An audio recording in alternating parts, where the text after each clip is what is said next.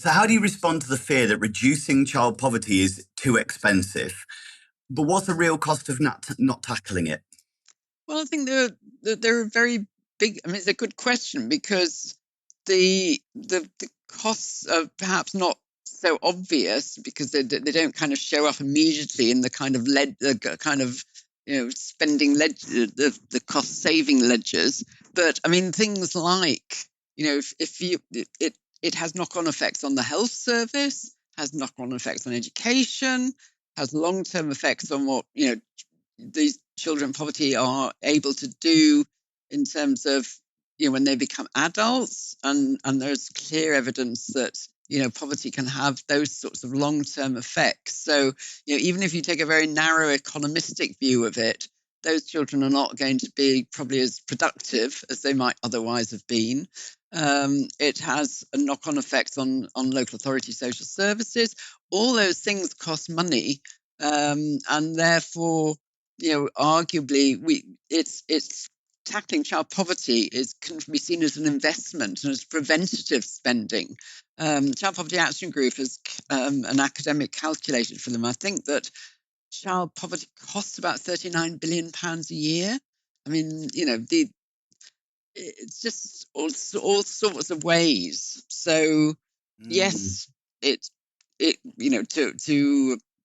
to tackle child poverty is costs. Inevitably, it's going to cost money, but it is in the long term having saving. So no one has actually kind of done a sort of a calculation of cost analysis. Yeah. Cost, but the trouble is that I think there's a tendency to see spending very much in short-term terms and not think of long-term preventative function of spending. That's really interesting, actually, Ruth. That's really interesting. I think that's it's almost the accountant's view. As an entrepreneur myself, I have to look at the long term, the speculate to accumulate kind of principle. That an investment now will pay off later. And I haven't heard it put like that before. That actually, children in poverty, children struggling, they're not going to achieve as well academically. They're potentially going to cost the NHS more if they're struggling as far as their health is concerned and stuff like that. So actually, long term, there is a cost that we don't consider as far as child poverty is concerned. So as you say, if you're looking from a very narrow view purely economically, actually there's some, as you said, it's an investment, which is a really interesting way of putting it. I like that. As an entrepreneur, I'm like, oh yeah, that ticked a box for me. That did, Ruth. Good. So one of the things we've kind of mentioned it briefly, but obviously schools particularly are going to be part of they're the ones dealing with the fallout a little bit day to day. What should schools and services maybe stop doing that unintentionally deepens shame or exclusion? Well, what's interesting is the number of teachers who in recent years have been talking about the impact of poverty, how they're seeing it, and actually teachers are sometimes having to provide washing facilities, or sometimes out of their own pockets are paying for things. But I think a sense of sort of poverty awareness, and groups like Child Poverty Action Group and others have done a lot of work on this. And I took part in a webinar recently with someone from a school who really thought through about how to make sure that children aren't singled out, and thinking in terms of how they organise things like school trips. We talked earlier about school uniform and children being sent home because they've not got the right one. Well, you just can't. You mustn't do that. You've just got to think about how your uniform policy is going to affect all children in the school. The way you provide free school meals. I mean, it's a lot better now. When I was first worked in this area, I mean, free school meal children, we would have, would be in a different queue, or, it was so obvious, and the stigma was so great. But even now, sometimes it can, there are ways that people can tell that they're free school meal children. So you just need to think about all the provisions, things like, are there certain lessons that require a child to bring sort of like cooking ingredients, or that make sure that it's not going to exclude some children. So I think it's a kind of, it's been called poverty proofing the school day, and just thinking about all the things. And some schools are doing that, and I think some schools have, where in London now, where they've extended free school meals, it's had a really good impact on the school as a whole, in terms of kind of a whole sort of community. So I think there's a lot that teachers and school administrators can do if they are poverty aware. I like that. There's some nice ideas in there as well. I kind of almost feel like some schools should have a laundrette to help. Well, Like some do, in yeah, effect, yeah. I mean, they have actually, some do, because, particularly for parents, say, in temporary accommodation, which are not, far too many children are being raised in temporary accommodation now. And that is one of the government's targets, to do something about that. But, I mean, where do you do your washing? And to go to a commercial laundrette is expensive. Yeah. Okay. So there is a thing called No Resource to Public Funds, NRPF, but it's probably something that many people have never heard of. So what is it, and why does it matter for child poverty? I'm sure people won't have heard of it, but it's applied to many immigrants who, I mean, there's a sort of a fantasy that people come over here and immediately start claiming everything that's available and everything. Well, no, that's not true. And no recourse to public funds means basically you can't claim Social Security. Well, that's the most important thing, but it affects social housing. Some of there may be help you can get from a local authority, but it's kind of discretionary. And it's applied to here who, until people have got what's called indefinite leave to remain in the country. So at present, you usually have to work 5 years or 10 years, and during that time, you can't claim public funds. But the proposals at present, which are still have been consulted on, and it's not clear what the final result will be. But there are a number of changes being proposed, which will increase the number of families who don't have recourse to public funds, who can't claim, or who, if they can claim, they could find they have to spend additional years before they're given leave to remain. So already I've heard of where some parents are saying, I'm stopping claiming anything because I don't want it to affect how long before I get the leave to remain in the country. So it is a real cause of child poverty.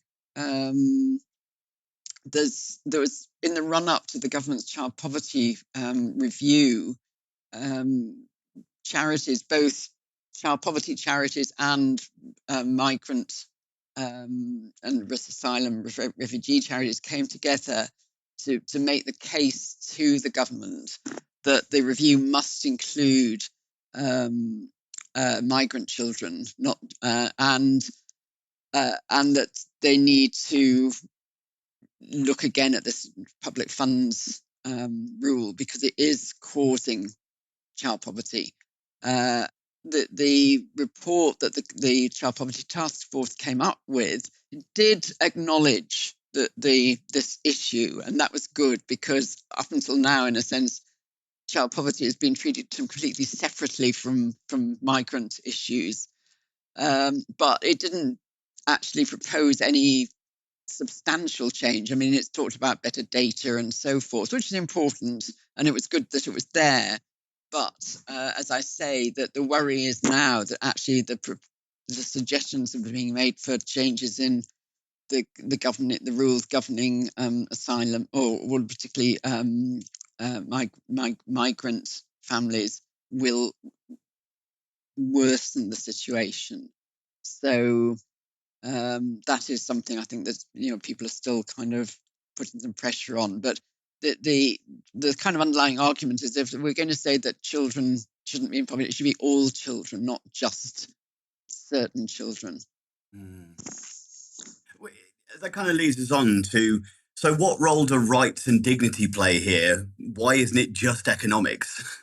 Oh, it's an enormous role. I mean, when I wrote my book on poverty, I going back a step, I was on a commission quite a lot of years ago, half of whose members had direct experience of poverty and half didn't, people like me. And I learned so much from that. And that's in a sense what kind of encouraged me to write the book, because I realized that poverty is not just an economic, I mean, it is an economic condition, but it's experienced in terms of social relations and the way you're thought, the way you're treated, the way you're talked about, the way professionals treat you, officials treat you, the way, in everyday encounters. So all those things. And more and more people in poverty themselves have kind of been speaking out and have had more opportunity to do so. And one of the things that really kind of struck me was how they said they felt dehumanized, that they're not, and what they want was to be treated with dignity and have their dignity respected, and that the way sometimes they're treated is more feels more harmful than actually the poverty itself. So I just think that's so important. And it does seem to me that, I mean, when I put my evidence into or when I talked to the Child Poverty Review, the importance of how we treat people, and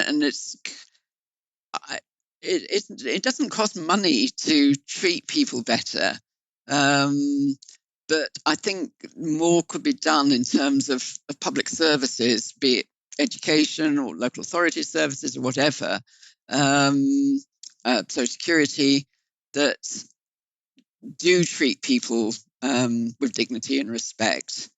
And one of the things that has the example where people in poverty are involved, people with experience of poverty are involved in the training of like social workers. And I think that's really important, because it was really through listening to people in poverty that I came to understand some of these things. And I think we could do so much more to improve. So it may not actually reduce poverty, but it can at least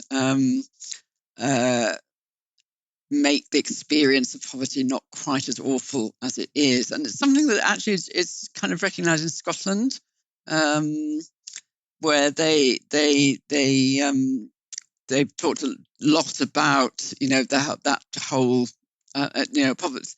tackling poverty as a human right, social security is a human right, and at the human, sometimes people kind of bristle at human rights as all kind of legalistic lawyers and everything, but no, at the heart of human rights is the notion of human dignity, and that is absolutely central, I think, to how we should think about poverty.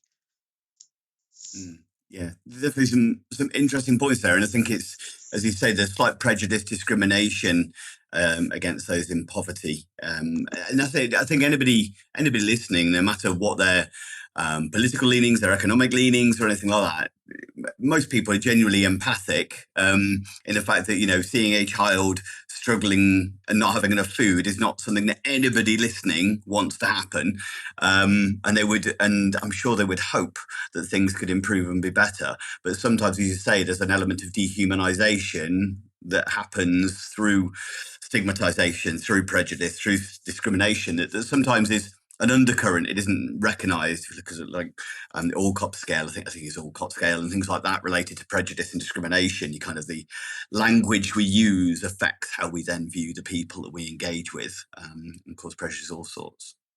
So there's a couple more questions that I've got, Ruth. First off, I'm hoping, like, if a parent is listening, or a parent listening is struggling right now in any way, what practical advice would you give them, and where should they seek help, and how to advocate without shame? Well, I think, I mean, one sort of factor in poverty is that too many people are not receiving all the support that they're entitled to. So, if someone is struggling, be they in work or out of work, it's worth, I mean, going along, perhaps to their local citizens advice bureau, or there may be some other kind of advice agency in their area. I mean, one of the problems in recent years has been with austerity that local authority welfare rights services were cut back significantly. So there is less help there. But I would certainly suggest that. Actually, I know, I mean, there is still a lot of stigma associated with going to a food bank, but they are food banks, the people who provide food banks are very aware of this whole issue of stigma, and I think do their utmost to make provision in a way that is not stigmatizing. And